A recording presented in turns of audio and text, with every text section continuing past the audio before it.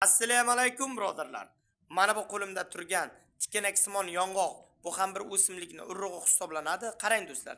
Ana shu narsa, ayollarda davolanishi qiyin bo'lib kelgan sistit kasalligi va eng yaxshi tomoni allergiyalarni davolashda juda ham qo'l keladi.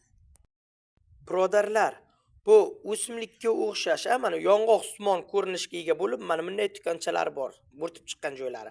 Buni nomi moziy o'simligi deb aytiladi. Buni barcha ziravorcha attorlardan so'rasangiz topiladi. Shuni 5 ta 6 tasini olasiz, kofemolkada yaxshilab kukun holatda keltirib, ana shu tayyor bo'lgan poroshyokdan kuniga 1 yoki 2 chimdimini 300 gram qaynoq kiptok dog' suvga solasiz va 15-20 daqiqa damlab 100 grammdan 3 mahli ovqatdan yarim soat 1 soat oldin iste'mol qilasiz. 3 oy 4 oygacha qarabsizki, opa-singillarim, sistitingizdan shunaqa qutulasizki, hattoki buyrak, qovuq, peshob yo'lidagi toshlarni parchalab, tuzlarini eritib chiqarib yuborish xususiyatini beradi.